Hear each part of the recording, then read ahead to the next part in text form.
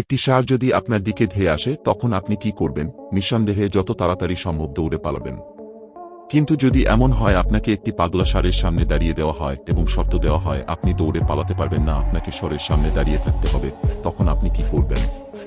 ঠিক এমনই একটি এক্সপেরিমেন্ট করে রিকার্ডো তোরেজ মার্টিনেজ নামক একজন শিক্ষক। রিকার্ডো তার সব স্টুডেন্টকে মেক্সিকোর একটি ফার্মে নিয়ে যায় এবং তাদেরকে সারিবদ্ধভাবে বিভিন্ন লাইনে দাঁড়িয়ে দেয় এবং তাদেরকে নির্দেশ দেন যখন ষাঁড় তাদের মাঝে দৌড়াদৌড়ি করবে তখন তারা কোথাও সরতে পারবে না। আর এই এক্সপেরিমেন্টের মাধ্যমেই অবশেষে প্রমাণ হয় যে আপনি যদি কোনো পশুর সাথে হুমকির সম্মুখীন না হন তাহলে এটা আপনাকে কখনোই আক্রমণ করবে না। সুতরাং এই এক্সপেরিমেন্টটি দেখার মাধ্যমে আপনার উচিত হবে যখন কোনো পশুর মুখোমুখি হবেন তখন এক জায়গায় চুপ করে দাঁড়িয়ে যাবেন। Ahora sí, ya, ahora muchachos.